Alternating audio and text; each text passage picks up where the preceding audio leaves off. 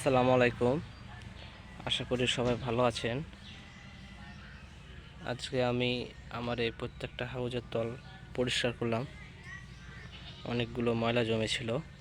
তো মূলত যে বিষয়টির জন্য ভিডিও করা সেটি হচ্ছে যে আমার হাউজে যেসব প্যারাসাইট জন্মে, অর্থাৎ যে ছোটোখাটো যে পোকামাকড়গুলা যেগুলা মাছের জন্য ক্ষতিকর, আর মূলত সবচাইতে বেশি ক্ষতিকর হচ্ছে ড্রাগন ফ্লাই, যা এই যে এই সাইজের ছোটো বাচ্চাগুলা, গাপ্পির বাচ্চাগুলা এইগুলা খেয়ে নেয়। তো আমি যে ট্রিটমেন্টটা দিই, আমি এই অ্যাকোয়া সেভটা ইউজ করি। এই অ্যাকোয়া সেভটা ইউজ করলে যে পানিতে যেসব পরজীবী জন্মায় আর হচ্ছে ড্রাগন ফ্লাই এই পোকাটা জন্মায়, এটা আর জন্মায় না। আমার প্রত্যেকটা হাউস দেখবেন, এগুলো আজকে ক্লিন করলাম, সবসময় ক্লিন রাখি। তো এখানে কোনো ড্রাগন ফ্লাই দেখতে পাবেন না, একটা হাউজে ড্রাগন ফ্লাই দেখতে পাবেন না, একদম ক্লিয়ার থাকে। তো আমি মূলত আমার এই ক্লিয়ার থাকার কারণ হচ্ছে যে এই অ্যাকোয়া সেভটা 15 দিন পর পর ব্যবহার করি, যার ফলে যে পানিতে যত ধরনের উল্টাপাল্টা হচ্ছে আপনার পরজীবী জন্মায়, এগুলা জন্মায় না। তো এটা ব্যবহারের নিয়মটা আপনাদেরকে বলে দেব।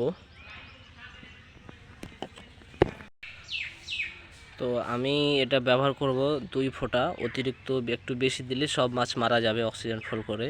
তো এটা খুবই সেন্সিটিভ, এটা মাথায় খেয়াল রাখতে হবে। তো আমার হাউজের দৈর্ঘ্য হচ্ছে 6 ফিট, প্রস্থ হচ্ছে 3.5 ফিট। সেই হিসাবে আমি মেজারমেন্ট করে নিয়েছি। আমাকে এখানে 2 ফোঁটা দিই, সর্বোচ্চ 3 ফোঁটা, এর বেশি আমি দিই না। আর এটা ব্যবহার করতে হবে একদম দুপুর টাইমে, যখন রোদ থাকবে। তো এখন হচ্ছে দুপুর টাইম, 1টা বাজে নাই এখনও, তো অনেক রোদ আছে। তো আমি প্রথমে এই মগে কিছু পানি নিয়ে নিলাম, এই মগে। আর হচ্ছে আমি এখানে 3 ফোঁটা দেব। তো আমি এটা ভালোভাবে নাড়িয়ে নেব, একদম ফেনা ফেনা হয়ে যাবে।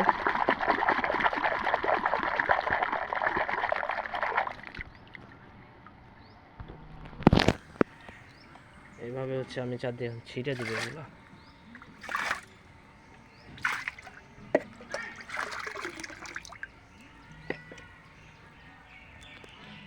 তো এইভাবে দিয়ে দেবো। তো এটা ইউজ করব আমি 15 দিন পর পর করে, তাহলে কোনো ধরনের পরজীবী আর মূল সমস্যা হচ্ছে ড্রাগন ফ্লাই, যেটা বাচ্চা খেয়ে নেয়, মাছের ক্ষত তৈরি করে, মাছে কামড় দেয়, এই প্রবলেমটা থেকে রেহাই পাওয়া যাবে। আপনাদেরকে আর একটা বিষয় দেখাতে চাই, যেটা আপনাদের সাথে ঘটে কিনা জানি না, আমার সাথে ঘটে। আমার এখানে প্রচুর মাকড়সা জাল টাঙে এগুলা। তো এই যে দেখছেন মাকড়সা, এই যে মাকড়সা, এই যে সাইডে যখন মাছের বাচ্চাগুলো যায়, তখন এই মাকড়সাতে দেখি বাচ্চা ধরে খায়।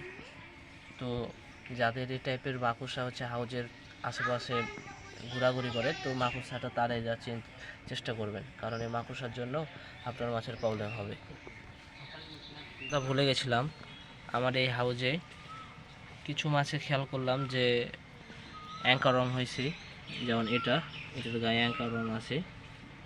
তো এই অ্যাঙ্কার ওয়ার্ম যেন না হয়, এটার জন্য আমি এই ওষুধটা ইউজ করি। যদি হয়েও থাকে, তারপর আমি পানিতে অ্যাকোয়া সেভটা ইউজ করি। এটাও খুব দারুণ কাজে দেয় অ্যাঙ্কার ওয়ার্মের জন্য। তো আপনারা এটা ইউজ করতে পারেন।